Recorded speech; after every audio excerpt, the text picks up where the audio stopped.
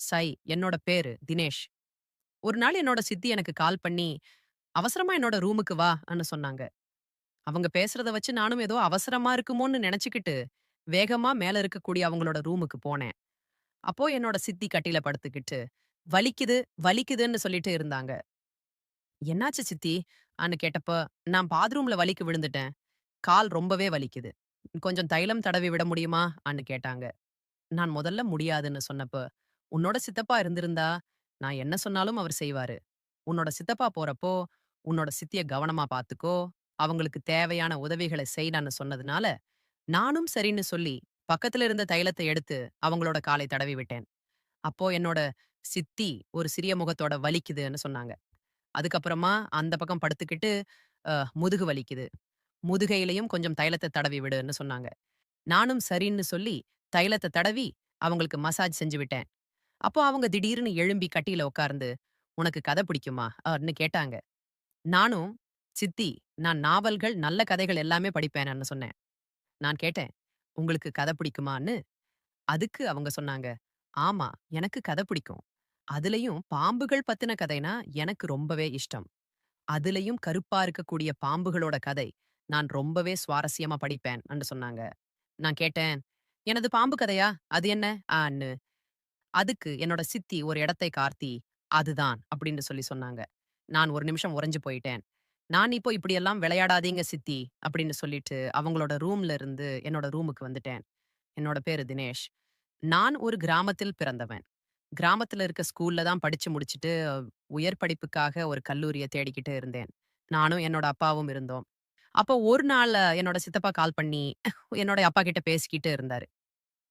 நான் 2வது கல்யாணம் பண்ண போறேன் அப்படின்னு அவரோட முதல் திருமணம் விவாகரத்துல முடிஞ்சதாவும், இப்போ நான் மறுமணம் முடிக்க போறதாவும் சொன்னாரு. "சோ, நீங்க கல்யாணத்துக்கு கண்டிப்பா வரணும்" சொன்னாரு. அப்ப என்னோட அப்பா, "தினேஷ் கல்லூரி படிக்க போறான். அங்க நல்ல காலேஜ் இருக்கா?" கேட்டாரு. அப்போ என்னோட சித்தப்பா, "இந்த நகரத்துல நெறைய கல்லூரிகள் இருக்கு. அவனால முடியும்னா இங்க வந்திருந்து படிக்கச் சொல்லுங்க. நான் அவனோட படிப்பு செலவை எல்லாம் பார்த்துக்கிறேன்" சொன்னாரு. அவர் சொன்னது எனக்கு கொஞ்சம் நிம்மதியையும், சந்தோஷத்தையும் ஏற்படுத்துச்சு. காரணம், நாங்க கொஞ்சம் வசதி குறைந்தவங்க. அதனால என்னோட சித்தப்பா அடிக்கடி வெளிநாட்டுக்கு வேலைக்கு போயிட்டு, நகரத்துல ஒரு வீட்டையுமே கட்டி, நல்ல சந்தோஷமா வாழ்ந்துட்டு இருந்தாரு. எனக்கும் இந்த முடிவு சந்தோஷத்த குடுத்துச்சு. உடனே அடுத்த வாரத்துல முதல் நாள் காலையில, என்னோட அப்பா சித்தப்பாவோட நகரத்துக்கு போறதற்காக பஸ் ஏத்தி என்ன அனுப்பி வச்சாரு. அனுப்பி, நான் அங்க போனதும், என்னோட சித்தப்பா பைக்ல வந்து அவரோட வீட்டுக்கு கூட்டிட்டு போனாரு. நான் வீட்டுக்கு போகும்போது வீடு திறந்தே இருந்துச்சு. அப்போ நான் சித்தப்பா கிட்ட கேட்டேன், "சித்தப்பா, வீடு திறந்து கிடக்கு. உள்ள யாரும் இருக்காங்களா?"ன்னு. அதுக்கு அவர், "ஆமா, சித்தி இருக்கா?"ன்னு சொன்னாரு. "சித்தியா? ஆமா. நீங்க யாரும் ஏன் என்னோட கல்யாணத்துக்கு வரல? நான் இன்னைக்கு தான் ஃபோன் பண்ணி உங்களுக்கு சொன்னேனே!"ன்னு சொன்னாரு. அப்பாவுக்கு வர முடியாம போச்சு, பரவாயில்லன்னு சொல்லி, அவர் என்ன உள்ள கூட்டிட்டு போனாரு.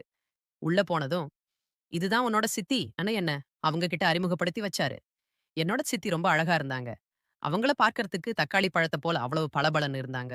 நான் ஒரு நிமிஷம் அவங்களோட அழகுல மூழ்கியே போயிட்டேன். எனக்கும் 18 வயசு இல்லையா? பருவம் ஆடுறது.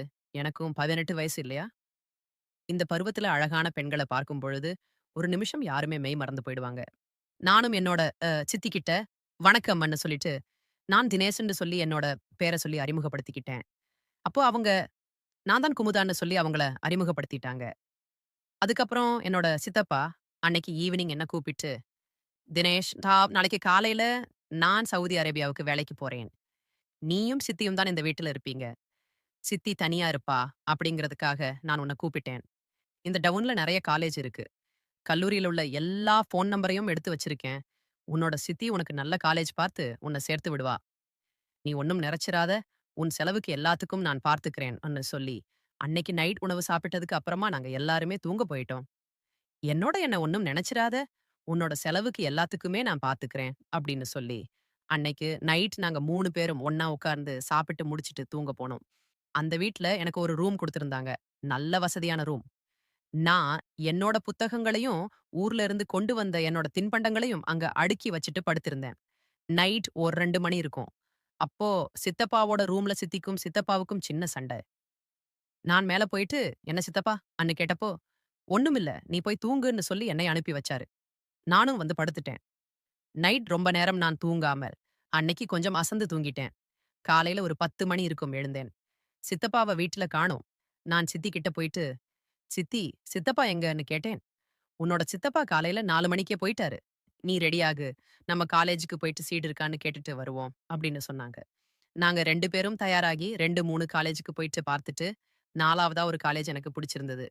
நல்ல வசதியும் இருந்ததுனால, சரி நான் இந்த காலேஜ்லயே படிக்கிறேன் அன்னு சொல்லி அந்த காலேஜ்லயே சேர்ந்துட்டேன். அதுக்கப்புறமா அடுத்த நாள் நான் கல்லூரிக்கு போக ஆரம்பிச்சேன். அங்க கல்லூரி முடிச்சு மாலை வீட்டுக்கு வரப்போ, என்னோட சித்தி எனக்கு தேவையான எல்லா விஷயத்தையும் வாங்கி வச்சிருப்பாங்க. ட்ரெஸ், படிக்கிறதுக்கான புஸ்தகம், பேனா எல்லாமே வாங்கி வச்சிருந்தாங்க. அத பார்த்து எனக்கு ரொம்பவே சந்தோஷமா இருந்துச்சு. என்னோட முதல் சித்தி என்ன அவ்வளவு நல்லா பார்த்துக்கல. சின்ன வயசுல வந்தவங்க எது கேட்டாலும் திட்டுவாங்க. கடுப்பாவும், ஒரு விதமான வெறுப்பாவும் நடந்துக்குவாங்க. ஆனா இவங்க அழகாவும் இருக்காங்க. அதே சமயம் பண்பாவும் நடந்துக்கிறாங்க. எனக்கு சந்தோஷமாவும், நிம்மதியாவும் இருந்துச்சு. அன்னைக்கு நைட் நாங்க படுத்து தூங்கிட்டு இருந்தோம். திடீர்னு ஒரு நைட் 10 மணிக்கு என்னோட ஃபோன் அடிக்க ஆரம்பிச்சது. யாருன்னு எடுத்து பார்த்தப்ப, என்னோட சித்தி.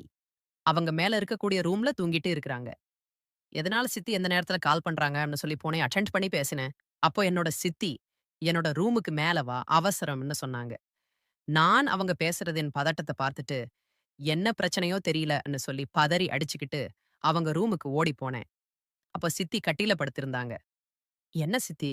அன்னு கேட்டப்போ, "நான் கீழ வழுக்கி விழுந்துட்டேன். கால் ரொம்பவே வலிக்குது.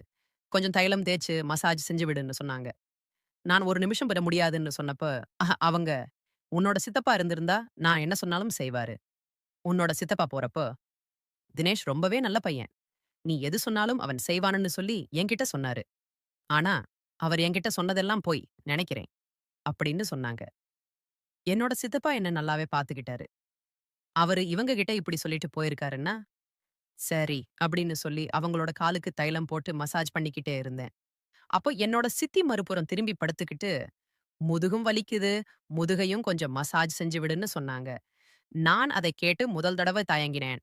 அதுக்கப்புறமா சரின்னு என்னோட மனசுல நெனச்சுக்கிட்டு, அவங்களோட முதுகுக்கு மசாஜ் செய்ய ஆரம்பிச்சேன்.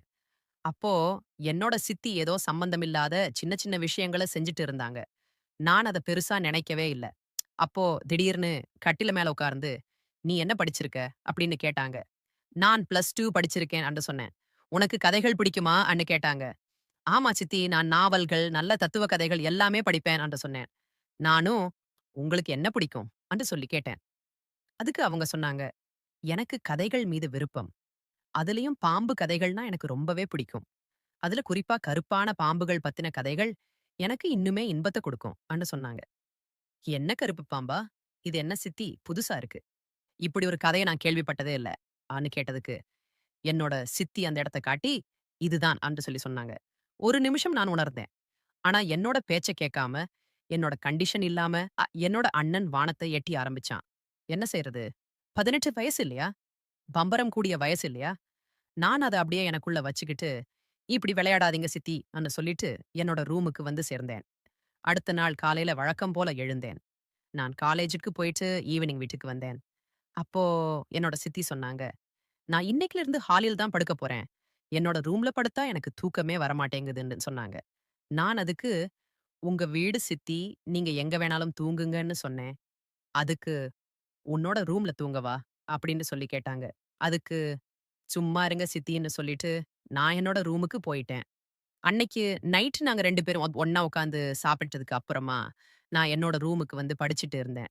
அப்போ நைட் ஒரு 11 மணி வரைக்கும் படிச்சுட்டு, அதுக்கப்புறம் நான் பாத்ரூம் போறதுக்காக போனேன். பாத்ரூம் என்னோட ரூம்ல இருந்து வெளியில வந்துட்டு தான் போகணும். அது ஹாலுக்கு பார்த்த மாதிரி தான் இருக்கும். அப்போ நான் பாத்ரூம் வந்துட்டு போறப்போ, என்னோட சித்தி சோஃபாவுல படுத்திருந்தாங்க. அவங்க படுத்திருந்த கோணம் எனக்கு பிடிக்கவே இல்ல. அவங்களோட ஆடைகள் எல்லாமே மேல வந்துருச்சு. நான் அத பார்த்து காணா மாதிரி பாத்ரூமுக்கு போயிட்டு, அதுக்கப்புறம் நான் திரும்பவும் வந்து என்னோட ரூம்ல படுத்துக்கிட்டேன். திரும்பவும் அடுத்த நாள் காலையில காலேஜுக்கு போயிட்டு, ஈவினிங் வீட்டுக்கு வந்தேன். அன்னைக்கு நைட் சாப்பிடும்போது மேசையில உட்கார்ந்திருந்தேன். அப்போ என்னோட சித்தியோட கால்கள் என்னோட கால்கள பட்டுச்சு. நான் எதிர்ச்சியா பட்டுச்சுன்னு நெனச்சுக்கிட்டு, என்னோட கால்கள கொஞ்சம் பின்னாடி இழுத்தேன். திரும்ப திரும்ப என்னோட சித்தியோட கால்கள் என்னோட கால்கள உரசின.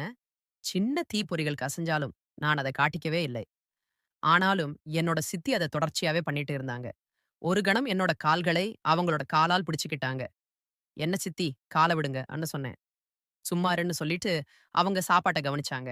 நானும் சாப்பிட்டுட்டு எழுந்து அங்க இருந்து வந்துட்டேன். நான் படிச்சுட்டு அதே மாதிரி 10 மணிக்கு அன்னைக்கு பாத்ரூம் போறதுக்காக போனேன்.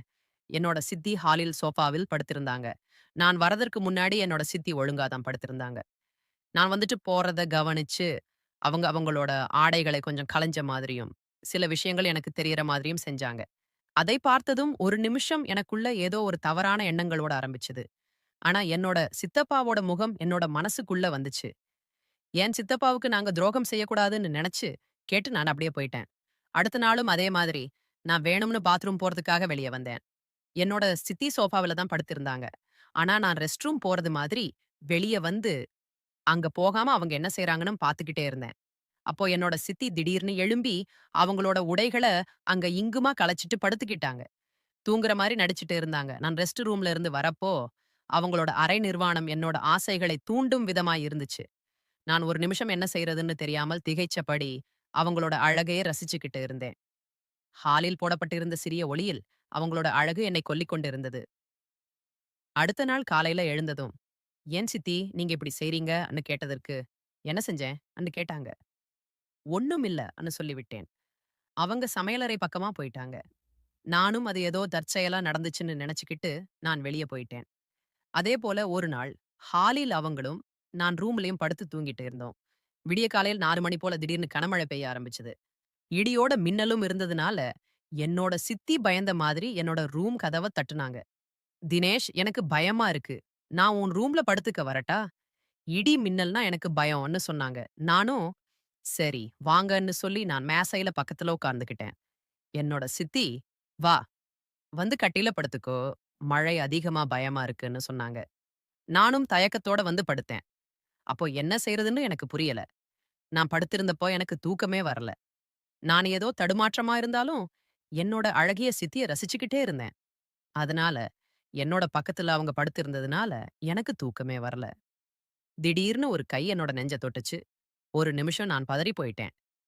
இருந்தாலும், என்னோட கண்கள நான் திறக்கவே இல்ல. காரணம், நான் விழித்திருக்கிறது என்னோட சித்தி தெரிஞ்சுகிட்டா, ஏதாவது தேவையில்லாமல் பேசுவாங்க. அப்படின்னு என்னோட கண்கள இறுக்கமா மூடிக்கிட்டேன். என்னோட சித்தி நான் தூங்கிட்டதா நெனச்சு, என்னோட உடல தடவிக்கிட்டு இருந்தப்ப, அவங்க வாயிலிருந்து வந்த அந்த குளிர்ந்த வார்த்தைகள், சிறு வயசிலேயே எவ்வளவு கட்டுக்கோப்பான உடல்னு சொல்லி, அவங்க என்னோட உடல முழுமையா அவங்க கைகளால் தடவிக்கிட்டே இருந்தாங்க. அந்த நேரத்துல என்னோட அண்ணனை எப்பவும் போல, என்னோட பேச்ச கேட்காம சொல்லவா வேணும்? வானத்தை எட்டிப் பார்த்தபடி சிரிச்சான். என்னை கட்டுப்படுத்திக் கொள்ள முடியாமல், அத தவிர்க்கவும் முடியாமல், நான் அமைதியா அப்படியே இருந்தேன். என்னோட சித்தி திடீர்னு என்னோட ஆடைகளுக்கு மேல் கை வைக்க ஆரம்பிச்சாங்க. என்னால ஒண்ணுமே செய்ய முடியல. அப்போ என்னோட சித்தி, இதுவரைக்கும் அவங்க மனசுல என்ன நெனச்சிருந்தாங்களோ, அந்த விஷயத்த அன்னைக்கு நடக்க வச்சுட்டாங்க. விடியற வரைக்கும் என்னோட சித்தி என்னோட ரூம்ல தான் தூங்கிட்டு இருந்தாங்க. எனக்கும் ஒரு விதமான சந்தோஷமா இருந்துச்சு. ஆனா, அத முழுசா அனுபவிக்க என்னால முடியல. அன்னைக்கு விடிஞ்சதும் நான் கொஞ்சம் லேட்டா தான் எழுந்தேன். என்னோட சித்தி நான் எழும்புறதுக்கு முன்னாடியே எழுந்து, நான் காலேஜ் போறதுக்காக என்னோட சாப்பாட்ட தயார் பண்ணிக்கிட்டு இருந்தாங்க. ஆனா, அன்னைக்கு நான் காலேஜுக்கு போகாம படுத்து ரூம்லயே இருந்தேன். காரணம், நான் விடியற வரைக்கும் அவ்வளவு உறக்கம் இல்லாம, எனக்கும் புது அனுபவம் அப்படிங்கிறதுனால, என்னோட உடல் ஏதோ போல ஒரு சோர்வாவே இருந்துச்சு. அப்ப என்னோட சித்தி அழகா குளிச்சுட்டு, சிறிய ஆடைகளை போட்டுக்கிட்டு, என்னோட பக்கத்துல வந்து, "தினேஷ் எழுந்துருன்னு" சொன்னாங்க. நான் முழிச்சு பார்க்கிறப்போ, என்னோட பக்கத்துல என்னோட சித்தி. அப்போ என்னோட சித்தி குளிச்சுட்டு, அழகான ஒரு